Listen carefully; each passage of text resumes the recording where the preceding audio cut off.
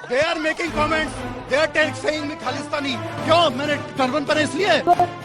একটা পাঞ্জাবি অফিসার কি হচ্ছিল তার, সে ডিউটি করছে, বসে পাঞ্জাবি রেজিমেন্ট নেই, গোর্খা রেজিমেন্ট নেই, হ্যাঁ বাঙালি রেজিমেন্ট নেই। आपके रिलीजन को नहीं बोल रहा मैं, आप मेरे रिलीजन को नहीं बोल सकते। मेरे रिलीजन पे क्यों बोला? তাহলে তুমি একটা পাঞ্জাবির পাগড়ি পরে বলে তুমি তাকে খালিস্তানি বলে দেবে? কত মুসলিম অফিসার আজকে আইএস আইপিএস আছে, ডব্লিউবিসিএস আছে, তুমি একটা মুসলিম অফিসার দেখে তাকে পাকিস্তানি বলে দেবে? जय हिंद, जय बांग्ला। मैं नाजिश फराज, आप देख रहे हैं द लोकल जर्नलिस्ट। 2024 लोकसभा चुनाव से पहले चुनावी गतिविधियां बढ़ गई हैं। ऐसा लगता है देश की सत्ताधारी पार्टी ने इसकी शुरुआत कर दी है। जी हां, पश्चिम बंगाल के संदेश खाली के बारे में तो आपने सुना ही होगा। पिछले कुछ दिनों से बंगाल के संदेश खाली में हाई वोल्टेज ड्रामा चल रहा है, जहां राज्य सरकार और केंद्रीय सरकार के बीच एक युद्ध चलता दिख रहा है, जिसमें दोनों ही पार्टी एक दूसरे पर सवाल खड़े कर रही हैं। मामला राशन घोटाले से शुरू होता है, जमीन दखल तक पहुंचता है, ईडी की रोकथाम की जाती है, कई सारे मामलात होते हैं जिसके बारे में हमने आप तक जानकारी पहुंचाई है, आगे भी पहुंचाते रहेंगे। लेकिन अब इस मामले में कई सारे नए मोड़ ले लिए हैं। इस मामले में अलग अलग तरह की बातें सामने आने लगी हैं, जिसमें महिलाओं की सुरक्षा से लेके रेप जैसे गंभीर आरोप राज्य सरकार के मंत्री शेख शाहजहां पे लगते जा रहे हैं। इसके बाद इस मामले में अब तक कुछ गिरफ्तारियां भी हुई हैं, लेकिन शेख शाहजहां अब भी आज़ाद है, जिसके विरोध में भारतीय जनता पार्टी सड़कों पे उतर चुकी है। इस मामले को भारतीय जनता पार्टी ने हाथों हाथ उठा लिया है। शायद ये उनके लिए इससे अच्छा मौका नहीं है जहां चुनावी गतिविधियों को बढ़ाया जाए, जिसके विरोध में भारतीय जनता पार्टी लगातार सवाल करते हुए ममता बनर्जी सरकार पर निशाना साध रही है। आपको बताता चलूं, पहले सुकांता मजुमदार, फिर शुभेंदु अधिकारी, वुमेन्स सेफ और कई सारे घोटालों पर सवाल करते हुए ममता बनर्जी को इस्तीफा और उनके मंत्रियों को हिरासत में लेने की बात कर रहे हैं। साथ ही पश्चिम बंगाल में महिलाओं के सुरक्षा कानून व्यवस्था को लेकर राष्ट्रपति शासन की बात तक चल रही है। इस मामले में एक नया मोड़ तब आया जब पिछले दिनों शुभेंदु अधिकारी मार्च करते हुए संदेश खाली में पहुंचने की कोशिश कर रहे थे, तभी उन्हें पुलिस द्वारा जब रोका गया, आईपीएस एक सिख आईपीएस ऑफिसर द्वारा जब उन्हें रोकने की कोशिश की गई तो शुभेंदु अधिकारी ने खालिस्तानी वर्ड का इस्तेमाल। हालांकि समझने वाली बात यह है, क्या ये सारी चीजें सिर्फ उन राज्यों के लिए है जिन राज्यों में भाजपा की सरकार नहीं है? अगर ऐसा नहीं है तो ये आंकड़े क्या दर्शाते हैं? न्यूज़ 18 हिंदी के एक आर्टिकल में लिखा जाता है, यूपी में 1 जनवरी यानी 1 जनवरी 2015 से 30 अक्टूबर 2019 तक 18 साल से कम उम्र की बच्चियों के मर्डर के 988, रेप के 9703, अपहरण के 25,615 और दूसरे गंभीर अपराध के 2,607 मामले दर्ज किए गए थे। दर्ज मामलों में से हत्या में शामिल 121, रेप में शामिल 1105, अपहरण में शामिल 786 और दूसरे गंभीर अपराधों में शामिल 118 अपराधियों को कोर्ट द्वारा दोषी करार दिया गया है। वहीं हत्या के 20, रेप के 189, अपहरण के 1704 और दूसरे गंभीर अपराधों के में 76 मामले दर्ज हैं, जिन पे जांच चल रही है। यहाँ पे आपको कुछ उदाहरण भी मैं देता चलूं। बंगाल को महिला सुरक्षा के लिए 2 बार चुना जा चुका है। उसी बंगाल में राष्ट्रपति शासन को लागू करने की बात चल रही है। हमें और आपको ये समझने की और ये बोलने की ज़रूरत है, क्या हमारी चुप्पी काफ़ी है या आप सबों को जागरूक नागरिक के नाते इन नेताओं से सवाल करने चाहिए? मणिपुर में एक महिला को निवस्त्र करके घुमाया गया, क्या वहां राष्ट्रपति शासन नहीं लगना चाहिए था? क्या वहां वुमेन्स कमीशन ने दखल दी? क्या वहां ह्यूमन राइट कमीशन गया? एक और उदाहरण आपको देता चलूं, हाथरस रेप केस आपको याद होगा। हाथरस में 19 साल की दलित लड़की के साथ अपर कास्ट के 4 लोगों द्वारा दुष्कर्म किया जाता है। क्या उन सभी को सजा हुई? यहाँ तक कि ये साबित ही नहीं हुआ कि उनके साथ कुछ गलत हुआ है। बिना नंबर प्लेट के एम्बुलेंस से उसे ले जाया जाता है, रातों रात बिना पीड़िता के परिवार को जानकारी दिए पीड़िता के परिवार से पूछे बिना उसकी बॉडी को जला दिया जाता है। एबीपी संवाददाता पूजा मिश्रा को घटनास्थल पे जाने से रोका जाता है। ऑफिसर के वर्दी पे नाम जो नेम का बैच होता है, नेम बैच भी नहीं होता है। तब क्या किसी भारतीय जनता पार्टी के बड़े लीडर ने या नेता ने इस पर सवाल उठाया कि यहाँ राष्ट्रपति शासन लगना चाहिए, यहाँ कानून व्यवस्था की हालत बिखरी पड़ी है? नहीं, किसी ने नहीं उठाया।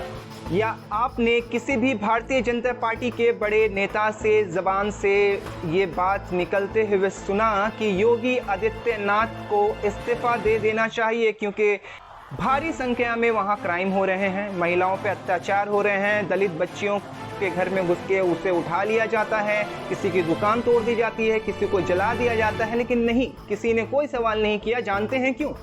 क्योंकि बुलडोजर जैसी एक कार्रवाई एक समुदाय विशेष पे किया जा रहा है, वो बहुत है, वो सारी चीज़ें बहुत हैं। आपको इनमें एक और चीज़ बताता चलूँ। आज से ठीक एक दिन पहले एक सिख आईपीएस ऑफिसर को खालिस्तानी बोलने के बाद एक बड़ा बवाल संदेश खाली में शुरू हो गया है। इसके लेकर के हमने सरदार गुरुचरण सिंह सरल से बात की है। क्या कुछ कहना है उनका इस पूरे मामले में, देखिए पूरी रिपोर्ट।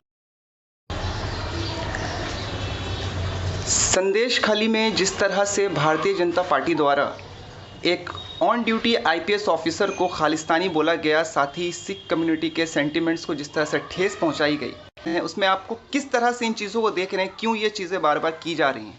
देखिए, ये परसों जो संदेश खाली में घटना घटी है, ये काफ़ी निंदनीय घटना है। एक आईपीएस ऑफिसर जो कि सरदार जसप्रीत सिंह जो कि ऑन ड्यूटी थे, उनकी पगड़ी को निशाना बनाते हुए उन्होंने काफ़ी एक निंदनीय शब्द, जिसको खालिस्तानी शब्द यूज़ किया है, तो ये काफ़ी निंदनीय है। इसकी जितनी भी निंदा की जाए ये बहुत ही कम है, क्योंकि वो ऑफिसर्स ऑन ड्यूटी थे, उन्होंने सर पे पगड़ी बांधी थी। पगड़ी आपको जैसे पता है कि पंजाबियों की शान है, ये उनके 10वें गुरु गोबिंद सिंह ने एक अलग ही रूप दिया है सिखिज़्म को। तो इसके ऊपर जो उन्होंने टिप्पणी की है ये काफ़ी निंदनीय है। इसके लेके सारे पश्चिम बंगाल में ही नहीं, सारे वर्ल्ड वाइड में सिख कम्युनिटी में बहुत बड़ा आक्रोश है।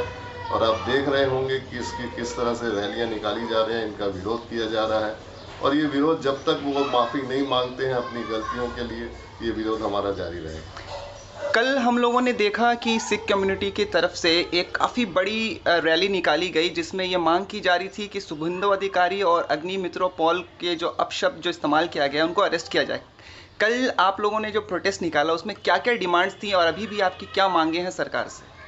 नहीं, मांगे हमारी, देखिए, ये उन्होंने जो उनके लिए शब्द यूज़ किया है, ये खालिस्तानी शब्द, वो ऑन ड्यूटी हैं तो इनके लिए ये केस बनता है, धाराएं भी लगती हैं। तो हम लोगों की डिमांड है कि इनके इसके ऊपर सख्त से सख्त कार्रवाई करे सरकार, क्योंकि एक रिलीजियस को उन्होंने हर्ट किया है, तो इसके ऊपर कार्रवाई ज़रूरी है। हम लोग सरकार से भी डिमांड कर रहे हैं। ये रैलियां और भी निकलेंगी, आंदोलन और तेज होगा। हम लोग गवर्नर से भी मिलेंगे, मेमोरेंडम उनको पेश करेंगे और ये दोनों जो अपोजिशन लीडर्स हैं इनके ऊपर सख्त से सख्त कार्रवाई करने का आवेदन करेंगे। देखा जा रहा है भारतीय जनता पार्टी की जानिब से बार बार इस तरह के शब्दों का इस्तेमाल किया जाता है। आखिर इतनी हिम्मत इन लोगों को आ कहाँ से रही? क्या ये सरकार का सपोर्ट है जो दिखाया जा रहा है? जिस तरह से फार्मर प्रोटेस्ट आप देख रहे होंगे, जिस तरह से वहाँ बर्बरता की जा रही है किसानों के साथ, सिखों के साथ, क्या इससे जुड़ी हुई चीज़ें यहाँ पे हो रही हैं? देखिए, ये बिना सपोर्ट के पॉसिबल नहीं है। ये सेंटर का सपोर्ट भी है। इनको आपने देखा होगा कि सिख कम्युनिटी कुर्बानियों से हर वक्त कुर्बानी के लिए तत्पर रही है। देश के लिए सिख कम्युनिटी ने क्या कुर्बानियाँ दी हैं, चाहे वो देश की आज़ादी के लिए हो, चाहे वो जलियांवाला बाग के लिए हो, चाहे वो कोविड काल के लिए हो। सारे वर्ल्ड वाइज में खालसा टीम भी है जो सारे वर्ल्ड वाइज में काम करती है। आज आप देख रहे होंगे दिल्ली में सिखों ने जो अपना आंदोलन, अपनी हक की जो लड़ाई लड़ रहे हैं, उनको भी वो आतंकवादी शब्द वहाँ पे यूज़ कर रहे हैं। तो ये एक सरकार का ज़बरदस्ती, मतलब एक कौम को बदनाम करना, एक रिलीजन्स को बदनाम करना, एक धर्म के नाम पे पॉलिटिक्स करना, ये काफ़ी गंदगी है। और अगर वो इस मकसद में वो सोचते हैं कि ये करके वो कामयाबी हासिल करेंगे 2024 में, तो ये पॉसिबल नहीं होगा।